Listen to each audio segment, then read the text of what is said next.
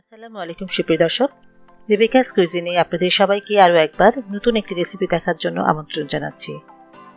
আজ আমি মাছের একটি রেসিপি নিয়ে এসেছি, চিংড়ি মাছ, যেটি আমাদের কম বেশি সবারই খুবই পছন্দের একটি মাছ। আর এটি করতে কিন্তু খুবই কম সময় লাগবে, মাত্র 5 মিনিট থেকে 7 মিনিটের মধ্যে আপনার এই রান্নাটা হয়ে যাবে। এবং মশলা খুবই কম, খুব বেশি মশলার ঝামেলা নেই। অল্প মশলা দিয়ে কীভাবে খুবই মজাদার একটি রেসিপি তৈরি করা যায় সেটাই আজকে আমি আপনাদের সাথে শেয়ার করব। এবং খেতে কিন্তু চিংড়ির মালাইকারির থেকে কোনো অংশে কম না। তো চলুন দেখে নিই রেসিপিটি কিভাবে তৈরি করি। এর জন্য আমার প্রয়োজন চিংড়ি মাছ। চিংড়ি মাছটা আমি পরিষ্কার করে মাথাটা ফেলে দিয়েছি এবং উপরের থেকে যে শিরাটা আছে ওটা ফেলে দিয়েছি। আপনারা চাইলে মাথাটা রাখতে পারেন বা খোসাটাও রাখতে পারেন, এটা আপনাদের ইচ্ছে মতো। আমি মাথা খোসা দুটোই ফেলে দিয়েছি আর কেটে নিয়েছি উপরে শিরাটা ফেলে দিয়ে। তো এর মধ্যে আমি একটু লবণ দিচ্ছি, আধা চা চামচ মতো লবণ আর আধা চা চামচ মতো হলুদের গুঁড়া। মেরিনেশন করে খুব বেশিক্ষণ রাখার প্রয়োজন নেই, অল্প কিছুক্ষণ রাখবো, 2-3 মিনিট রাখলেই যথেষ্ট। বাচ্চা অন্য কিছু রেডি করতে করতে যতটুকু টাইম রাখা লাগে মেখে রেখে আমি এবার একটা প্যান একটু গরম হয়ে গেলে এর মধ্যে আমি তেল দিচ্ছি 4 টেবিল চামচ। তেল একটু কম বেশি হলে সমস্যা নেই, আর একটু বেশিও দেওয়া যেতে পারে। এবার এর মধ্যে দিচ্ছি আমি 1 কাপ মতো পেঁয়াজ কুচি। পেঁয়াজও কিন্তু একটু চাইলে গ্রেভি যদি বেশি খেতে চান সেক্ষেত্রে পেঁয়াজও আর একটু বেশি দেওয়া যাবে। পেঁয়াজ দিচ্ছি, পেঁয়াজটা একটু যখন নরম হয়ে যাবে লবণ দিব। লবণটা দিলে আরও তাড়াতাড়ি নরম হবে আর কি। কিছুক্ষণ পরে লবণটা দিয়ে পেঁয়াজটা একটু নরম করে নিয়ে আমি এখানে সামান্য কিছু মশলা দিব।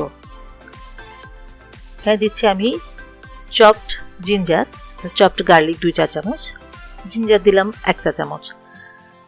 আপনারা কিন্তু বাটা দিবেন না, আদা রসুন বাটা দিবেন না, আদা রসুন এই মিহি করে কিমা করে দিবেন। এটাই কিন্তু মশলা, আর কোনো তেমন মশলা নেই। আর কাঁচামরিচ দিচ্ছি 7-8টা বা 6-7টা, যাই হোক আপনাদের টেস্ট অনুযায়ী দিবেন। আমি 6-7টার মতো দিয়েছি। একটু মাথাটা ফেলে দিবেন, অল্প আর একটু কিছুক্ষণ নাড়তে হবে। একটা জিনিস দিবেন আর অল্প করে করে নাড়বেন, তাহলে আপনার যে কোনো রান্না কিন্তু ভালো হয়। কিছুক্ষণ নেড়ে নিয়ে আমি এখানে হলুদের গুঁড়া আধা চা চামচ আর মরিচের গুঁড়া দিলাম আধা চা চামচ। সে একই কথা, ঝাল লবণ আপনাদের টেস্ট অনুযায়ী দিয়ে আবার কিছুক্ষণ একটু নাড়বো। খুব বেশি আঁচ দিবেন না, তাহলে পোড়া লেগে যাবে। কিছুক্ষণ নেড়ে চেড়ে আমি মাখানো যেই মাছটা ছিল সেই মাছগুলো দিয়ে দিব, দিয়ে অল্প কিছুক্ষণ নাড়তে হবে। এই সময় মাছটা একটু বেশি দিয়ে রাখবেন। কিছুক্ষণ নাড়ার পরে একটু পানি বের হবে, পানিটা শুকালেই কিন্তু প্রায় হয়ে গেল আর কি। মাছ বেশিক্ষণ নাড়া লাগে না, চিংড়ি মাছ আমরা সবাই জানি। বেশিক্ষণ নাড়লে কিন্তু এটা রাবারের মতো হয়ে যায়, খেতে ভালো লাগে না। খুব বেশিক্ষণ নাড়তে হবে না। দেখুন কষানো প্রায় হয়ে গিয়েছে, তেল ছাড়তে শুরু করেছে। এই সময় সামান্য একটু পানি, গরম পানি, অবশ্যই গরম পানি দিবেন। ঠান্ডা পানি কিন্তু মোটেও কোনো তরকারিতে দেওয়া যাবে না। একটু গরম পানি অল্প, এই 2 থেকে 3 টেবিল চামচ মতো পানি দিলাম। দেওয়ার পরে নাড়তে নাড়তে দেখুন যখন তেল ছেড়ে আসছে, অল্প হালকা একটু ভেজা ভেজা থাকবে, এই পর্যায়ে আমাদের রান্না কিন্তু শেষ। একটু টেস্ট করে দেখবেন যে লবণ লাগবে কিনা। আমার একটু লবণ প্রয়োজন ছিল, একটু লবণ দিলাম। লবণ দিয়ে নেড়ে চেড়ে একটু টেস্ট ঠিক করলাম, আপনারা দেখবেন। আর চাইলে একটু কাঁচামরিচ এখন নামানোর আগেও 2-1টা দিতে পারেন। এই যে এই অবস্থা হলে দেখুন তেল উঠে আসছে, রান্নাটা কিন্তু কমপ্লিট হয়ে গেল আমার রান্না। আমি একটু সার্ভ করে দেখাচ্ছি। এতে উঠে ফেলছি। এটা খেতে কিন্তু খুবই চমৎকার, আপনারা বাসায় ট্রাই করলেই বুঝতে পারবেন রান্নাটা কেমন। আর এটা সুবিধা হলো খুবই তাড়াতাড়ি অল্প সময়ে গেস্ট বসিয়ে রেখেও আপনারা এটা তৈরি করে ফেলতে পারবেন।